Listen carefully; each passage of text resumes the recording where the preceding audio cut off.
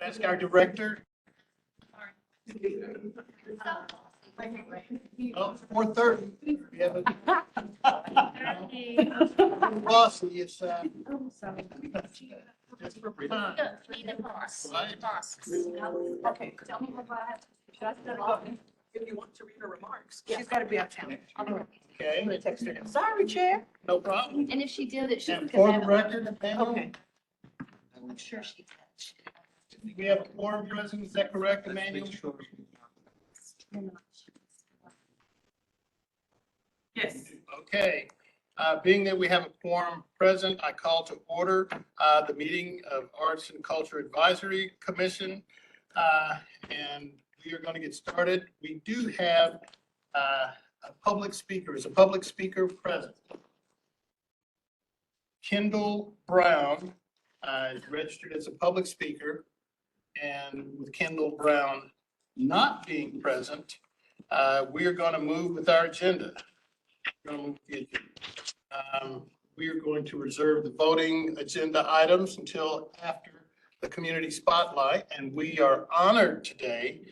I'm going to let Commissioner Bragalone introduce our community spotlight from the Perot Museum. And I have to admit, I am stepping on the toes a little bit of Commissioner Glover, who is the official liaison. And my reason for that is because my sweet daughter went to work for the Perot a couple of years ago, and it has reintroduced me to the Science Museum and sort of made me feel passionate about not only our arts organizations, but our cultural organizations. And so for that reason, I wanted us to have the Perot here as a spotlight. And tonight we have Catherine Stennison, and we had hoped that Dr. Linda Silver would be with us, but there has been a crisis. I'll let Catherine speak to that, but not a crisis, but that something has come up. But she will be at the museum this evening for Thursdays on Tap for those of you who can join us. And if you didn't RSVP, but you find that you can come, there is plenty of room for you. We can talk about that after the meeting. Okay, and before we get started, I have a question for Emmanuel. This is the first time we actually have like a podium, right? So are we okay with the podium right there? She need to sit at the We're table, we're live. good? Remove my speaker, so I'm using the camera. Awesome, okay, That's more there important. we for go, the people good. together. Okay, but I just wanted to make sure all of our public duties and everything were fulfilled. Okay, sorry. And welcome, Catherine. We're glad to have you here. We're really grateful to be here, and I'm Catherine Stennison, Chief Development Officer. And We can't hear, I can't hear online. Is there a microphone at the podium, Emmanuel? Is there a microphone at the table? Well, where can we get her a microphone? There's no microphones available, Okay. so she would have to speak louder and speak up. Oh, okay. okay, that too. Can you hear me? Can you hear me online or on the call? Can you- Now I can, whoever's speaking, I can hear you. Okay, great. Dr. Linda Silver had planned to come tonight, and I apologize. We also have an executive committee meeting of our board that's taking place right now, and one of our colleagues had a family emergency. So we had to do a little bit of a shuffle, but we're very grateful to be here and give you a little bit of a look on what's to come at the Perot Museum. Perfect. So I just wanted to remind everyone, I'm sure many of you, if not all, are familiar with the history of the Perot Museum. But this organization came together over 12 years ago from 3 organizations. We had the Science Place at Fair Park, the Dallas Museum of Natural History, and the Children's Museum. And all of those organizations came together in now this downtown location that we know as the Perot Museum of Nature and Science. And our mission is to inspire minds through nature and science. And, you know, one thing that I love about the work that we do is we really look at how do we take STEM and make it fun and accessible and not intimidating to the people who are coming through our museum and building. So it's really a privilege to work there. We have served over 12 million people since we opened, and annually we serve 326,000 students and teachers through our school and learning programs. We give away nearly 3 million a year in financial aid to ensure that schools are able to come for field trips, that community members are able to come to the museum and cost is a barrier. We also have military and first responder ticket opportunities at the museum.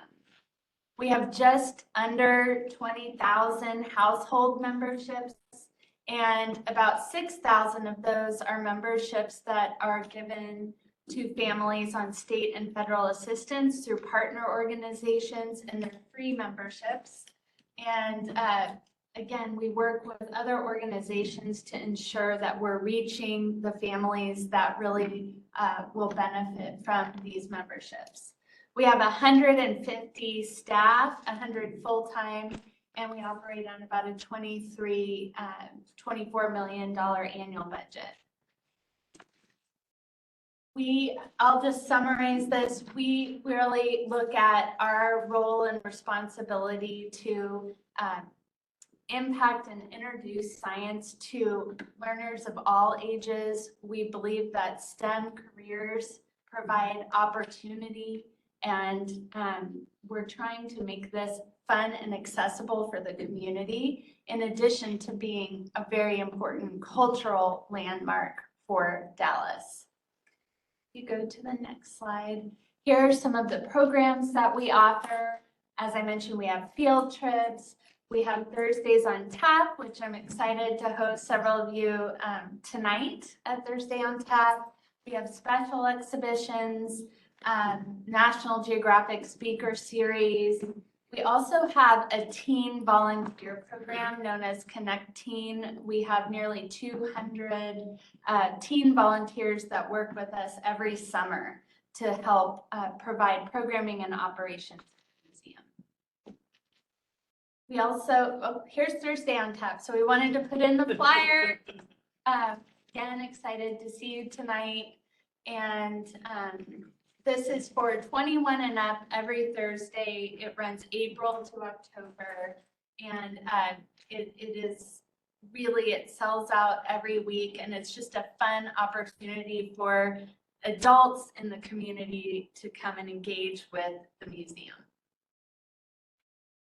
We also have off-site programs. We take all of our learning programs out into the community. We also have tech trucks, which are mobile maker spaces that go to community centers, libraries. We really want to make sure that we are reaching neighborhoods in North Texas that may not be visiting the museum on our campus quite yet. And so these trucks are active year-round.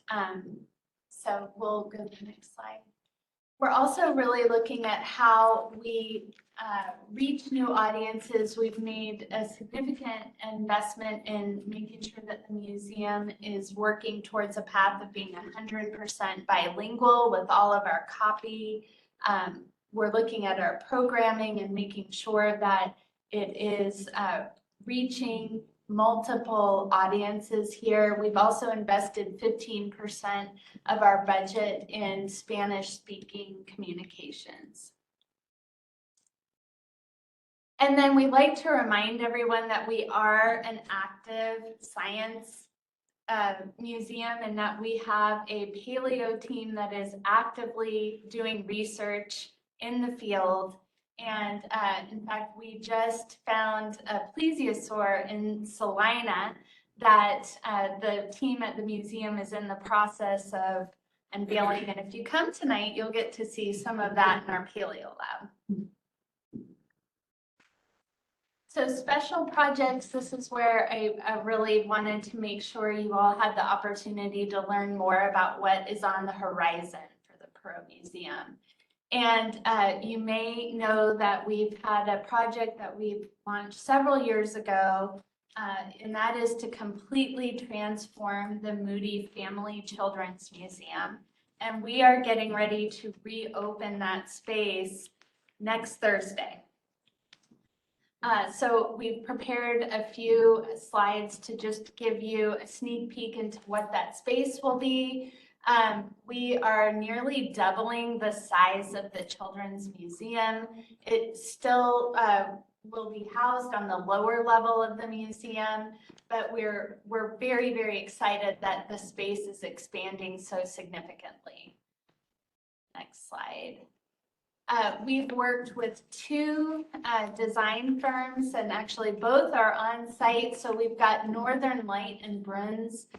They are working with us from the Netherlands, and this is actually their first project in the United States. So it's really been very, very exciting to work with this team to really reimagine how we are delivering early childhood learning experiences at the museum. So this is a rendering of the space, and if you go to the next slide, it'll give a slightly better viewpoint into the space. We have a reimagined toddler area. We are also working with an artist who currently lives in Canada, but really began her career in Japan. Toshiko McAdam and her husband, they are installing something known as Woven Wonders. And this is actually an art piece that children will climb in and get to experience firsthand this wonderful blend of art and play.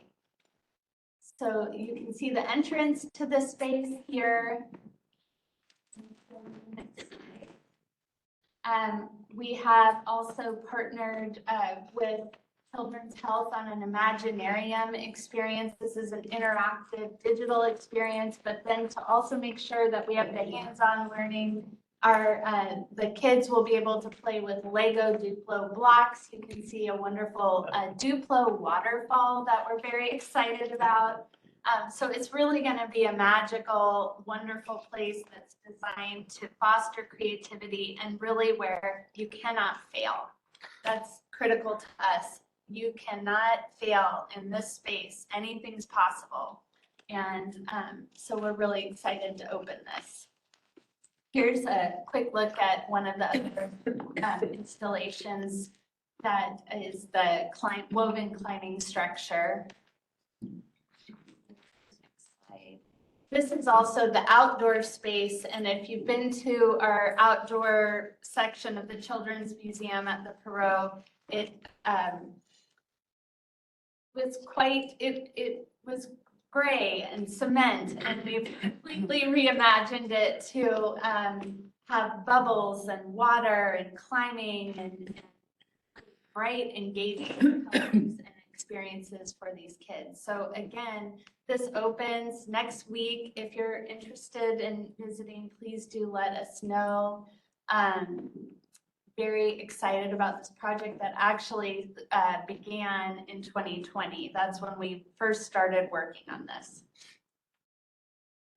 We are also working on a special exhibition that is aligning with the World Cup coming to Dallas, and it's soccer more than a game. And so this really is how we look at soccer and elevate the science, technology, engineering, and math themes that are associated with a game that is really so relevant and crosses many communities and cultures. And we really see this as an opportunity to reach more people, engage different audiences during such a milestone moment here for and the world. So this will go into our special exhibition center, and we really have 3 different zones. One is impacts of the game, advancing,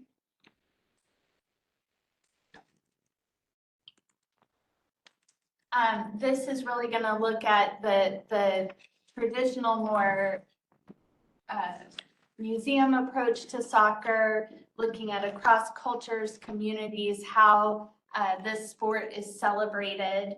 And we've partnered with a museum in Mexico City, the Mide Museum, and they are also really looking at the economic impact of the World Cup. And so this area in particular is going to be an exciting collaboration with the museum in Mexico City.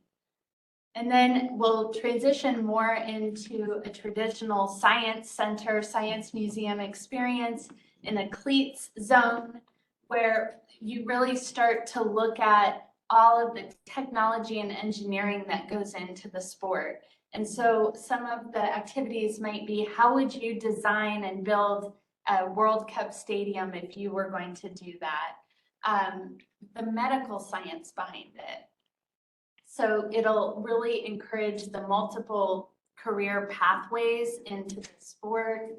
And then we'll go into a more traditional zone where, of course, you're going to be able to kick a soccer ball or design a team and have a continued interactive experience in the space. So this is going to open next March at the museum. And finally, we're working on a multi-year project that really looks at our museum's campus and how we expand into that outdoor space. And we are working to develop an outdoor science museum as another way to deliver on our informal learning education programs. So if you'll see the Pearl Museum down in that, within the red barrier there, we are expanding into this outdoor science center, and it's a 4-acre plot of land that we are working to develop. So I wanted to just share these are conceptual renderings. This is a project that we anticipate launching in 2026 and opening in 2028. Of course, there are many things that have to come into place for that timeline to go exactly as planned, but this will give you a conceptual idea of what the outdoor space at the Pearl Museum might look like. We're also looking at how we address some key areas in our first decade of operation. How can we deliver our programs better, more effectively? We're looking at a transformed new entrance and an enclosed event space and event center that's designed for school programs during the day, but also community and private events at the museum. So again, in these slides, you'll see conceptual renderings and the layout of the space as we're currently anticipating it. And in connection to that, you'll see how it connects and aligns to the development just north, the North End development on the slides. So again, wanted to share some of our conceptual renderings for this space. This is a look at the new entryway and event center. And we're very excited about this. This is going to nearly double our exhibition space. We will have public open spaces as well that will be programmed with our learning programs and learning team. And it really allows us to lean into the nature side of our mission and deliver our learning programs in a completely reimagined way. This is our timeline, again, working to break ground in 2026 and open the space in 2028.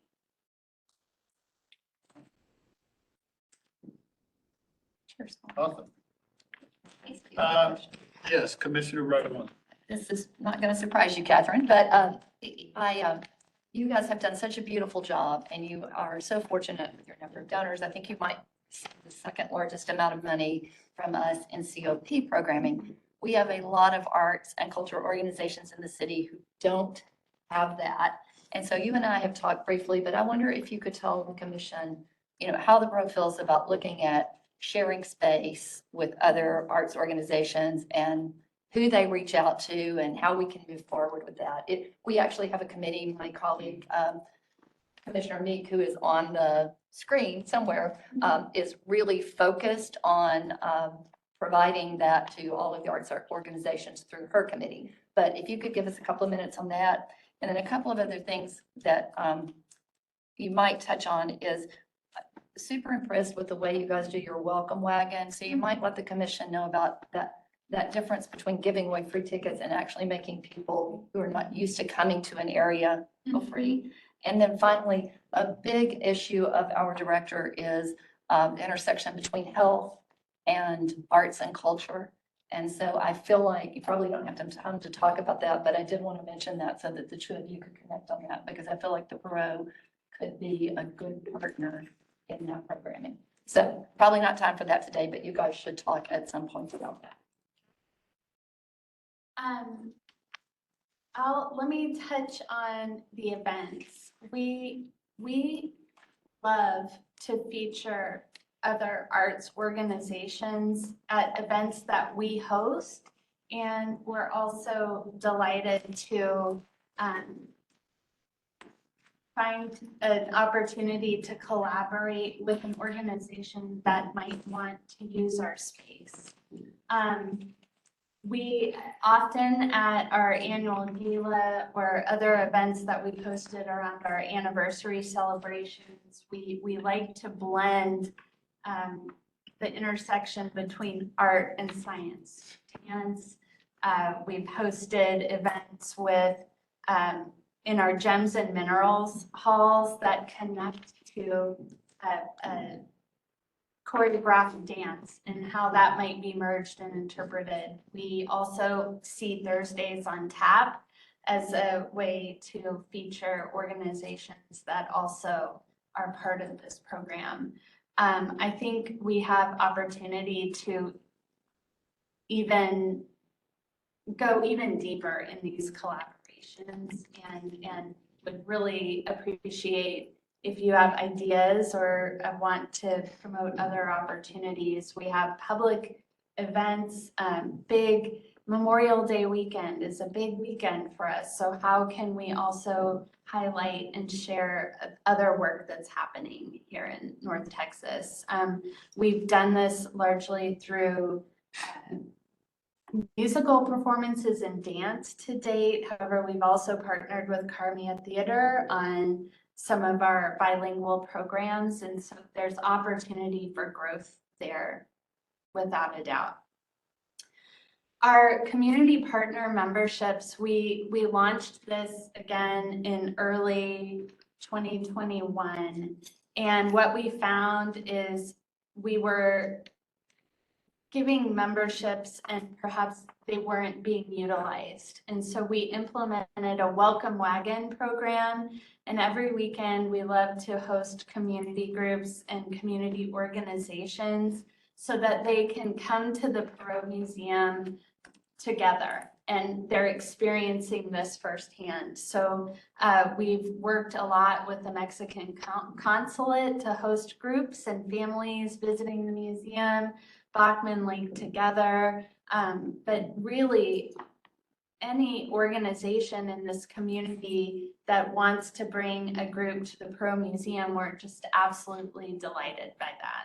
Well, and Catherine, you have that time period where they come before the museum Right. opens, so it's not overwhelming Yes, to come down to that's this big fancy museum. It's just that group, and you help them fill out their, I understand y'all were giving away memberships that were never being used, and so they can come into the space with the neighbors and be helped to actually fill out the membership and know how to use it. So it's actually That's right. fun.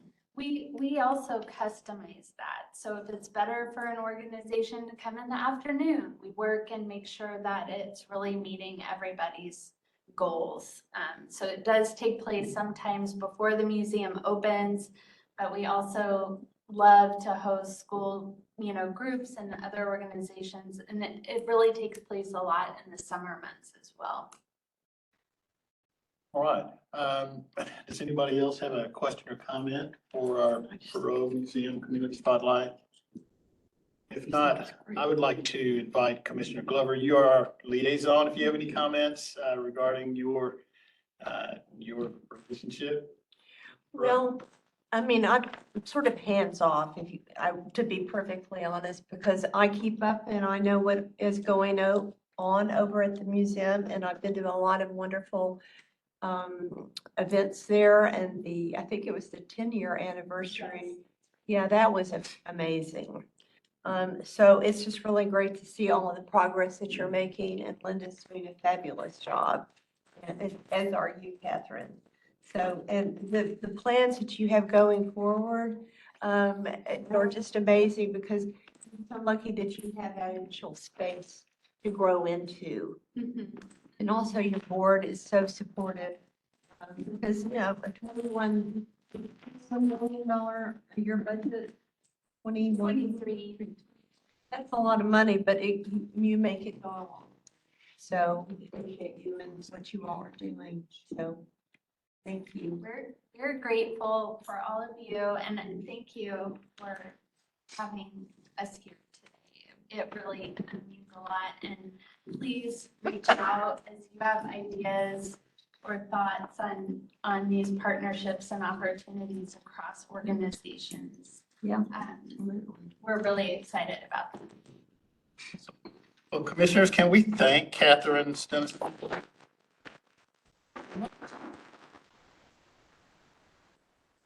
Moving our agenda, I'm going to ask Commissioner Jackson, who's the liaison for T-ball, to make the introduction of Curtis King. All right. Good evening, everybody. We have Mr. The infamous Mr. Curtis King. He is the founder and president of that's an understatement. He's the founder and president of the Black Academy of Arts and Letters. Started in 1977 with his own mere $250. That has grown into a remarkable organization that has won various different awards, including several Emmys, I believe, as well, which is quite impressive. He hosts the T-ball hosts the Jazz Festival here in Dallas, but also he is very involved and very committed to making sure that youth in our community, in Black and brown communities, have the opportunity to experience theater. So he's done productions, etc. And so he's here today to share with us about the upcoming new build and changes that are occurring, which is a huge thing for T-ball and the city of Dallas. Mr. King? We don't need a microphone. We already know. No, can you all hear me? Yes. Well, first of all, thank you, Commissioner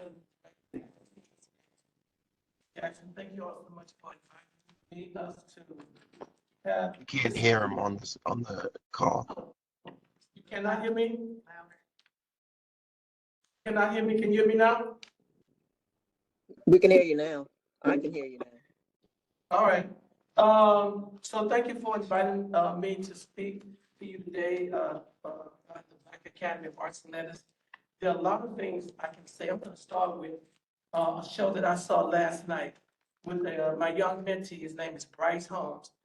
The Fort Worth Star-Telegram just did a big feature story of him. He started with our institution. He's 12 now. He started when he was 8, and he's now playing the young Marlon Jackson in the national touring production of MJ the Musical. So I was so excited to see him. And then I'll go to Rachel Webb, who I saw on Broadway. She played the understudy to, and Juliet played the lead role for that. So I saw her when she came to Dallas at the music hall, and I was so excited. She started at the Black Academy of Arts and Letters when she was 8. And to have seen her walk on stage, playing the lead role in And Juliet in 42 cities around the country, I was incredibly excited. I was sitting between two patrons, and tears just started coming down my face. And so the lady gave me a piece of, tissue. She said, "Oh, you okay?" I said, "Yeah, that's my daughter on stage." So just to see her, both of them, coming from Dallas, having to study at the Black Academy of Arts and Letters with a long-term 35-year partnership with the Dallas Independent School District is incredibly exciting for me. I did start the Black Academy dining room table with $250. And I'm very excited that we're now launching $250 million renovation project in the Dallas Convention Center. And we're part of a bond issue. It's a lot of moving parts. Ms. Martine went with us, about 16 people went to New York to look at some facilities, some venues, went to the Apollo Theater, Broadway Museum, Jazz at Lincoln Center, and the Lincoln Center, just to look at some locations of how we can do some of the things that we're doing. I was very excited when we were walking through a lot of the spaces, a lot of the programs and things that they're doing. And a lot of those venues are things that we're doing right here at the Black Academy of Arts and Letters.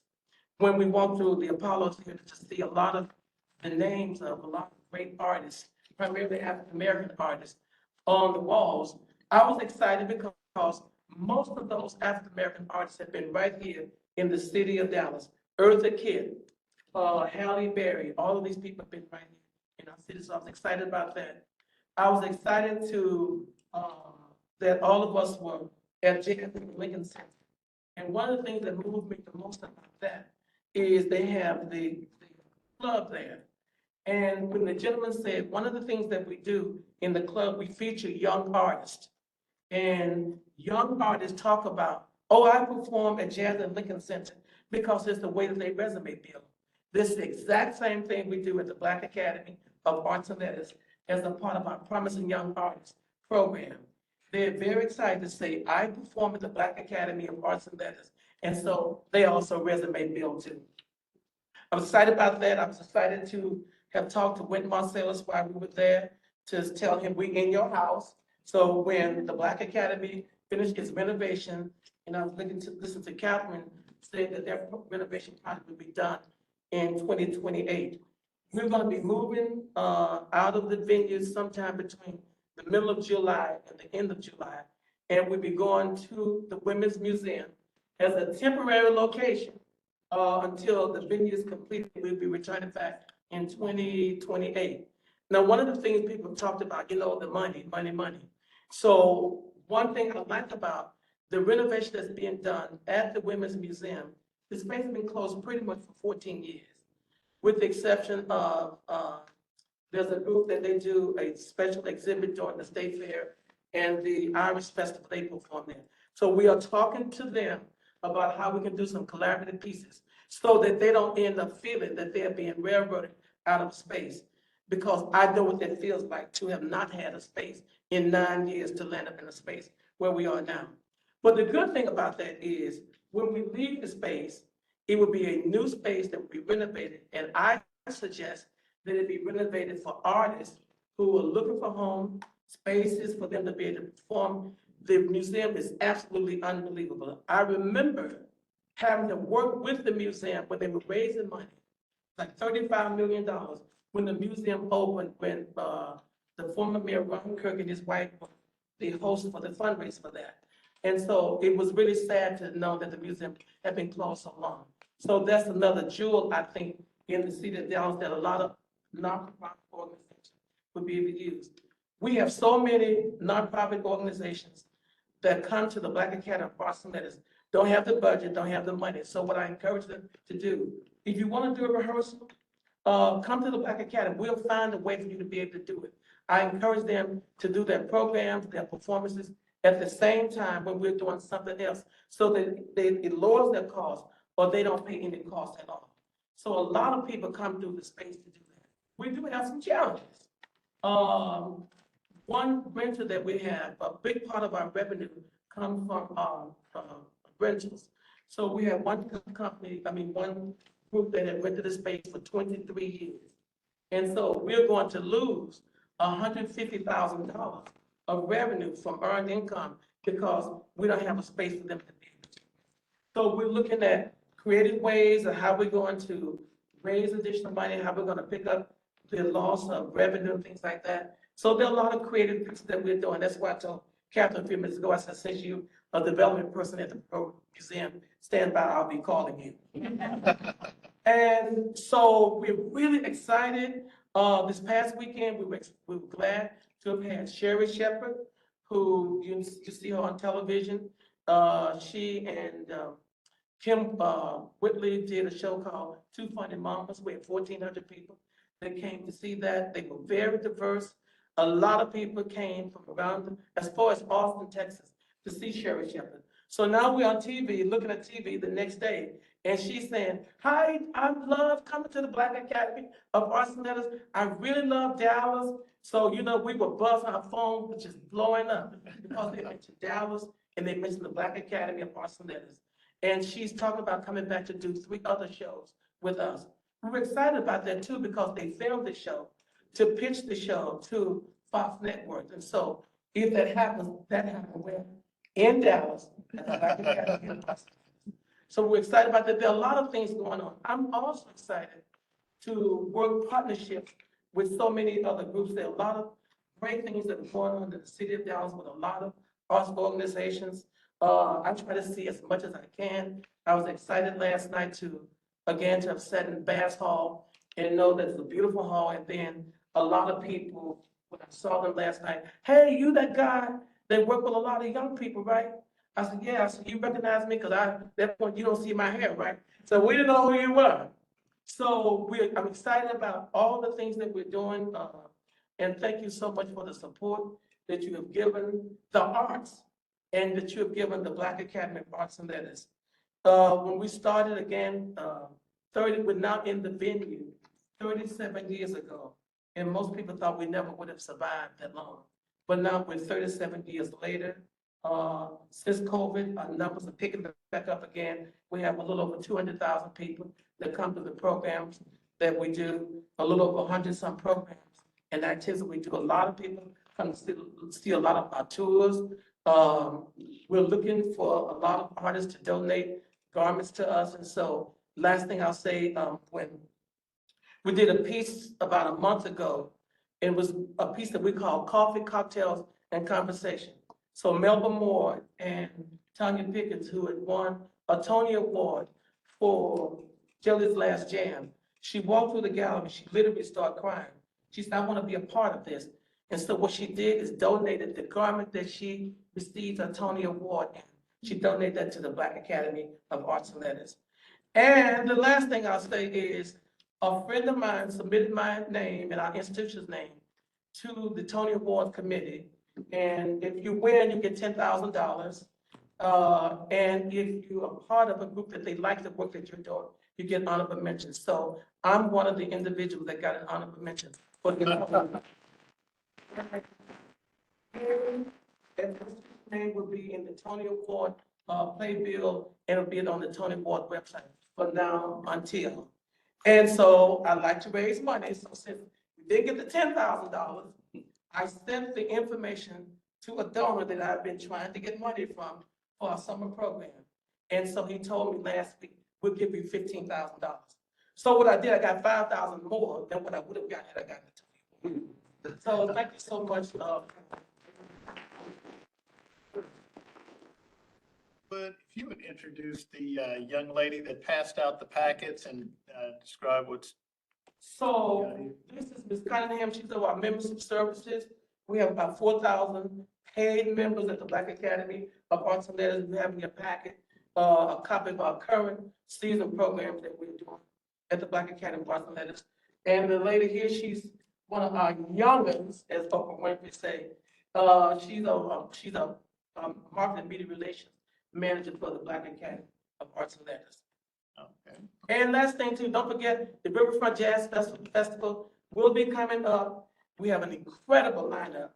On the opening night, we have Raheem DeVaughn, Stokely, and Life Jennings, and we're doing it as a tribute to 4 artists who had actually appeared at the Black Academy of Arts and Letters: Frankie Beverly, Roy Ayers, Roberta Flack, and Angie Stone.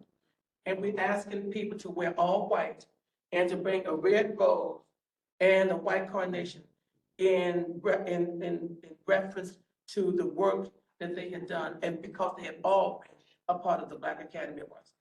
So we will be doing the festival at Fair Park, in the Centennial Building, and the Automobile Building. We've had a wonderful relationship working with the people at the State Fair there to make sure that they can accommodate the festival. I want to thank Rosa Flemings and her team, Martine and her team, for working with us on making sure that we make this transition as easy as possible. It's a lot to do, so we gotta move 48 years of all of our history to a space that's much smaller.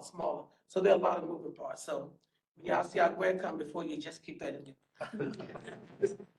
Online, we have Commissioner Holomo. I believe he has a question or comment.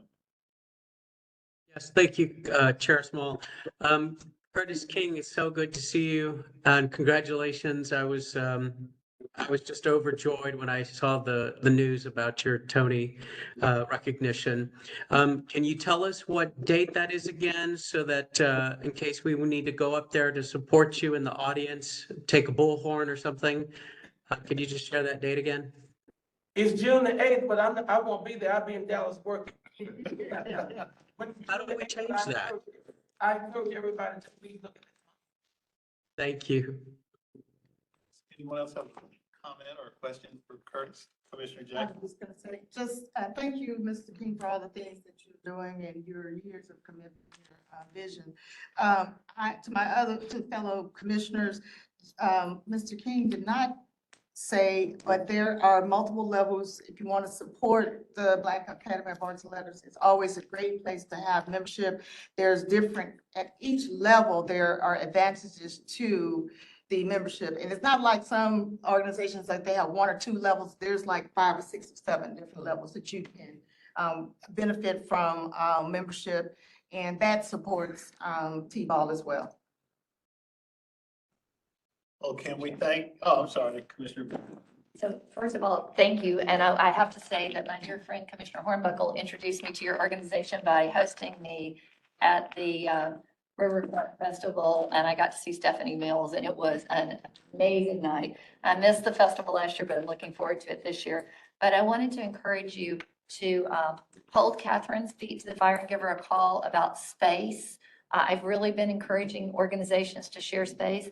I don't know how it works for your programs, but they do have an auditorium there. So I think a small performer, I don't know what your space is going to be like at Fair Park, and I don't know whether you're going to be looking for spaces, but that would be great. And then I wanted to ask you, do they still have the quotes on the wall at the Women's Museum, or did they take that all down? Somebody in New York? No, in the Fair Park. space that you're going to be in. Yeah, yes, of course, absolutely. That's one of my favorite parts, and I hope it gets to stay during the renovation, because there's such moving quotes by women, and it would be wonderful for you guys to be performing with that as a backdrop. But Well, I think that if everybody had an opportunity to see the women's beautiful space, it's unbelievable. And one of the things we want to do, we probably will not have everything up and running by the time the festival happens.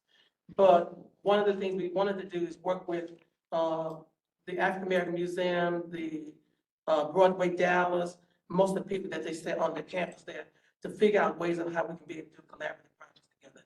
Because I think that the way, and I always say this, I was talking to some people in California the other day, that one of the ways we have to look at diversity is very different than the way we've seen it in the past.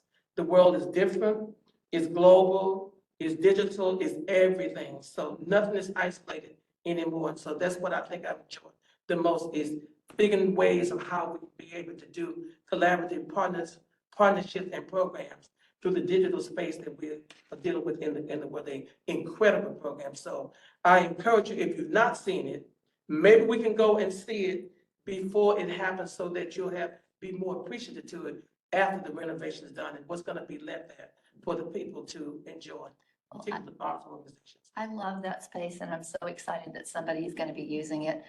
Many, many years ago, when I first started doing fundraising, the very first event I hosted in that space, and it's such a sad thing that that's been closed for 14 years. So I'm super excited that an organization I was just recently introduced to will be there at least temporarily. So you can count on seeing me out there once you're out there. I'm looking forward to it. Bring your checkbook too. I've already started filling out my membership form.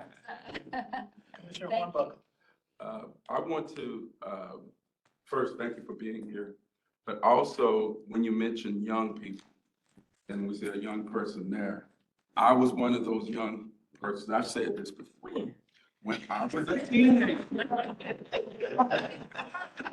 Going with the gray hair. I don't know what's the deal with his hair, but mine's gray. But I was one of the teenagers who had the opportunity to take photographs of the celebrities. Theater in Black, Symphony in Black, I'm sorry. Yeah, and those kinds of things where I was a kid and I put a tuxedo on for the first time and I photographed celebrities and Curtis take those pictures and all that. So those are the kinds of people that he's helping as a young person and they blossom into careers sometimes. So thank you so much. And I'm part of the family there, so. Yes, because your photographs are in the early part of the History Archive. Exactly. And Ms. Meeks, you know, I know she's online too, but when she first came to Dallas, she was one of the individuals that worked with us doing a lot of installation for a lot of our early exhibits here at the Black Academy. So we were really grateful. I actually have my hand up, but nobody sees it. It just came up, so Commissioner Meek.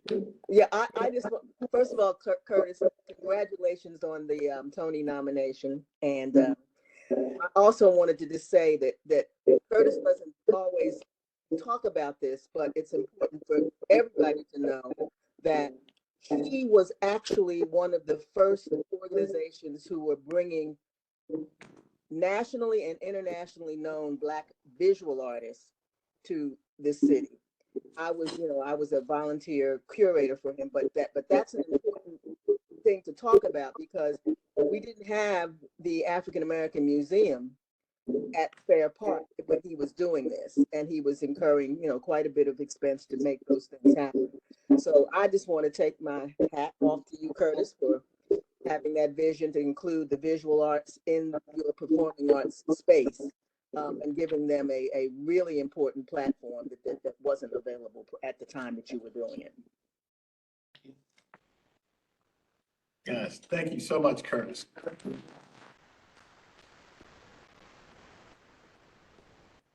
Right, we're going to move our agenda. The first voting agenda item is the approval of the minutes from April 10th. Everyone has had a chance to go through the minutes. I see Commissioner Glover. Minutes. And Commissioner Richard has a second, so it's been properly moved and seconded. Is there any discussion about the minutes? No discussion. Let's take a vote. All in favor? Aye. Great. And our audio is fantastic. Any opposed? The minutes are approved. This is a very short meeting. The majority of it was the community spotlight. So moving into the briefings, I have nothing to brief, so we're going to move to the. Yeah, I was going to do that at the very end. Okay. But at the appraisal of our director, the next meeting is June 12th.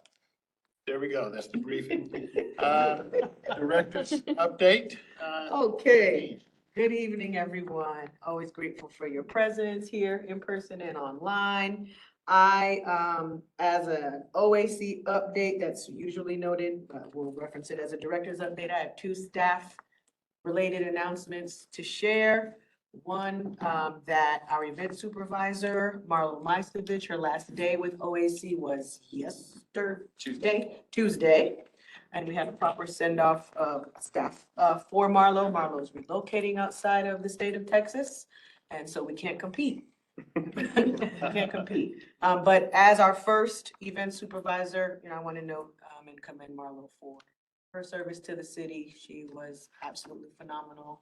Came with high regard from the other departments that she served prior to serving in OAC, and we certainly are in grief.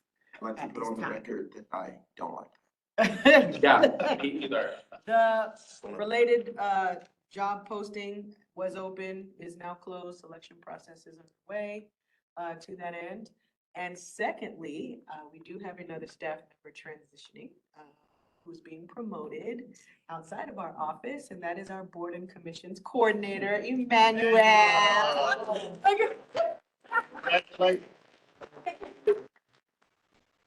Celebrate a promotion, can't say enough about how wonderful it's been to get to know you, to work with you, for you to hold our commissioners accountable for attending meetings, and just how seamlessly you came in and so quick to ensure that in your transition. We wish you the best moving forward. If there's anything you want to share, since you're here, you're welcome to. So this is technically Emmanuel's last meeting, so do hug him before you leave. And I won't tell you where he's going. He should tell you himself if he wants that on the record or off. So I'll respect your privacy at this time, but at least you'll still be not too far away. Okay, so that, I hope those are the only two transitions I have for now. So next month I anticipate having great news to share to that end. Till next month for those. Questions or comments otherwise on those? Okay. But I don't believe that position is posted yet. Not yet. Just for, in case you want to share with your network, that one we'll be sure to let you know in case you'd like that information. Okay, so I wanted to get some feedback on the record from any of you who are willing to share. You know, we are technically always planning Dallas Arts Month, you know, at certain parts of the year actively with the planning committee, and other parts of the year, you know, just looking back to ensure that we are doing what we can to make the most of Dallas Arts Month from the, not only the planning committee, but press conference through the rest of the month. And we see you popped up at many of the events that took place throughout the month. And so we just wanted to entertain, you know, informal discussion about what you experienced during that time. So I'll hold right there. I'd like to interject at this point. Because during Arts Month, for those of you who missed it, International Dance Day, y'all. Debbie Allen right here. And the way she choreographed the city employees, where's the guy, what's the guy? Chris, is that his name? Christopher and Gigi also did. Well, I'm thinking. My favorite event of Arts Month, hands down. Yeah. And I have a good time during all Arts Month. Vicky's got her hand up about Yeah, that. okay, Vicky. She's gonna say the same thing. Well, there are two things. Well, the dance thing was fabulous because you all know if you put some music on, I am going to be on the floor. But what I love the most, Martine, is that you have really, over not just for Arts Month, but just in general, you have really activated City Hall in a way that, I mean, I was just watching the people on the balconies, you know, looking down at everything. I have never seen that space activated in that way. And so I just want to thank you for having the vision to understand that these city employees who don't really know anything about what we do, now maybe they get an idea of what OAC is all about. So thanks for that. I just have to add, I mean, Martine talks about dance being her background, but until you see her do it, I mean, it's amazing. She got out there and I was like, man, it's amazing. I mean, And to Vicky's point, she not only activated City Hall for dance, but for the visual arts as well. For those of you who got to attend that, and that was incredible seeing how many city employees participated in that and showing that was all over City Hall. Yes. So. And SMU dance, all the cultural dancing. It was a great, I'm sorry, y'all, man. Is there a video on YouTube or something like that? I got a video of me.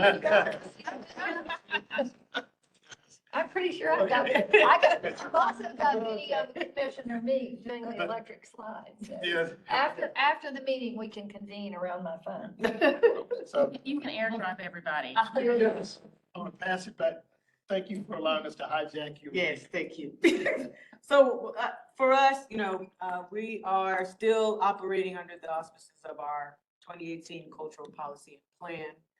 And so, you know, our work has to reflect what's noted. And so I just feel that given the attention our policymakers pay to that plan in the instances where we get to present the best of our work or the best of what's happening across the city, which we would assume happens during Dallas Arts Month. I just want to be very strategic and wise about what we're doing during that window of time and how to continue to improve on that. This year, you know, our new city manager happened to task me with turning City Hall in the lobby into a living room. I feel like I can say that we've done that more than once to ensure that we're welcoming new faces and folks to City Hall, that we've made City Hall more welcoming by amplifying our mission and vision in that space. But that's, you know, a place and space. And so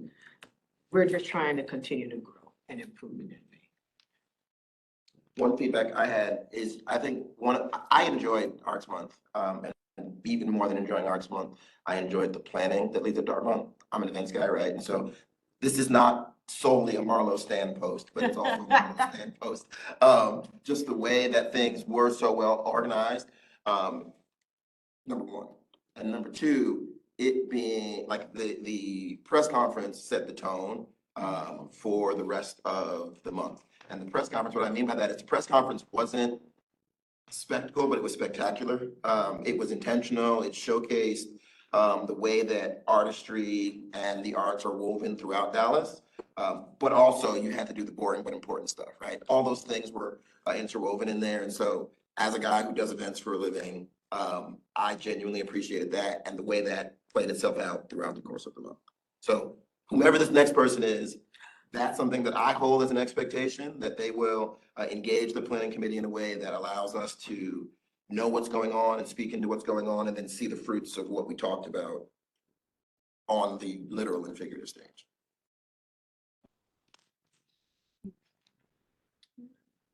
Any other questions or comments for our director?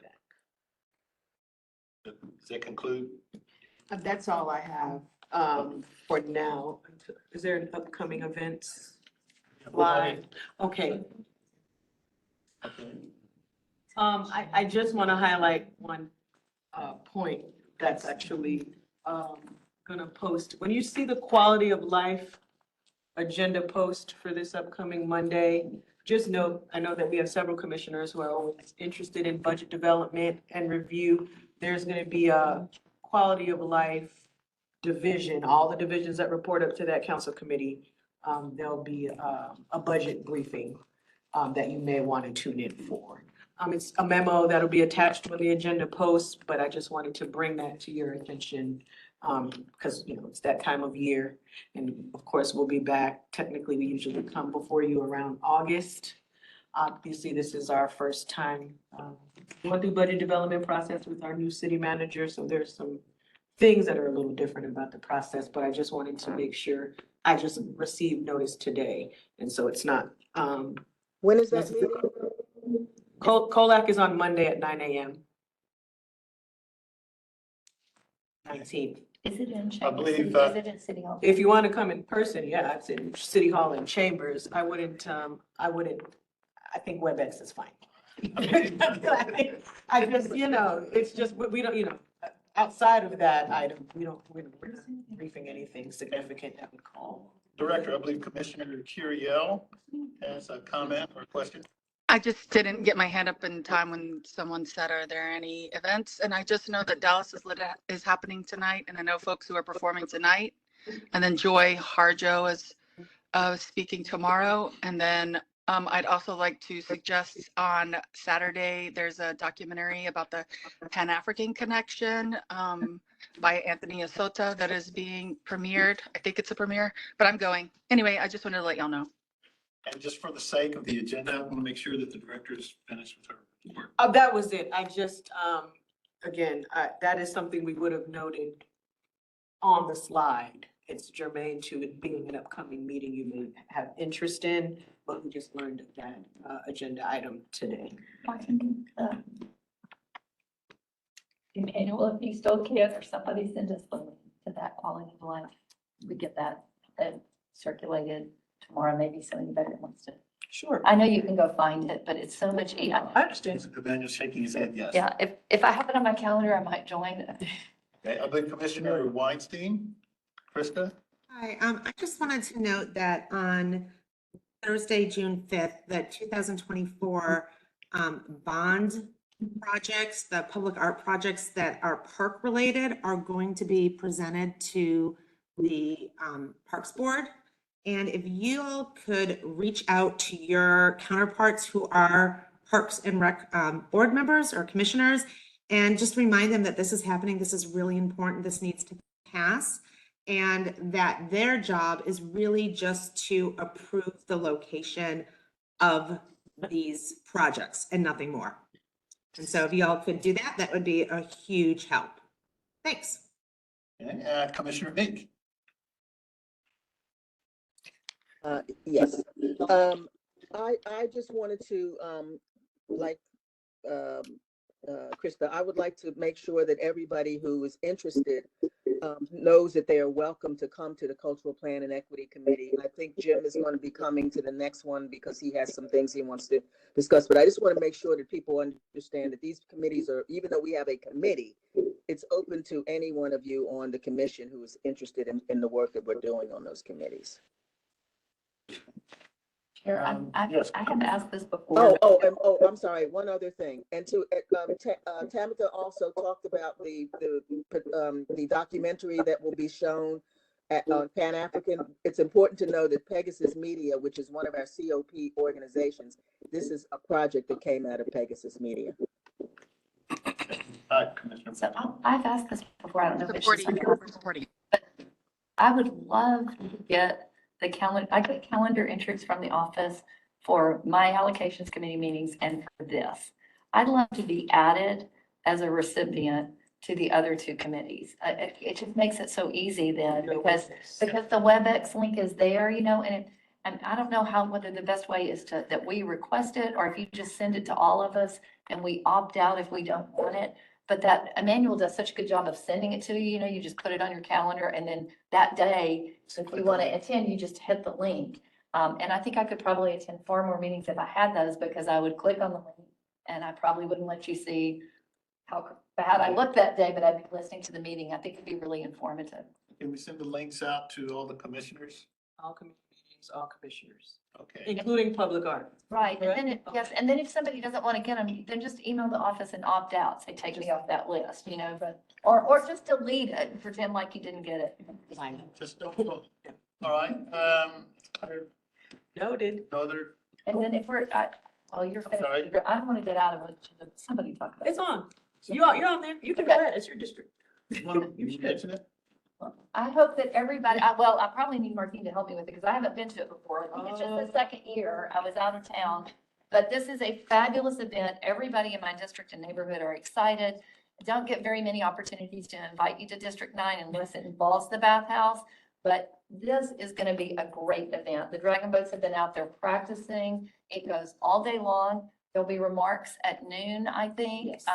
But it starts at 10, it goes until 4. There'll be music, there'll be food, and there'll be dragon boat races. And, or I don't know if they're races, are they races? They're time Time. races. So, Active. anyway, it is a tremendous amount of fun. The lake is beautiful right now, if you don't look too close. But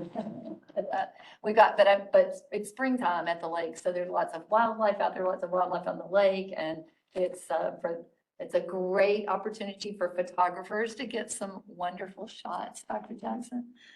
So anyway, I hope you guys will all join me. I'll definitely be out there sometime before the remarks and after the remarks. So please come see us in District 9. Awesome. I have an announcement, I guess the same date, but later in the afternoon on the 18th, Flamenco Fever is having a paella contest.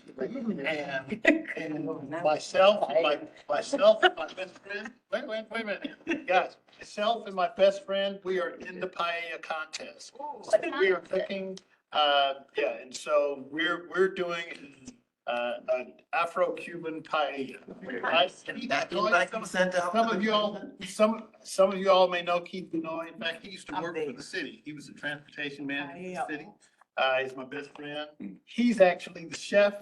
You know, I'm the sous chef. You're the face. It's gonna be awesome. What time? Yes.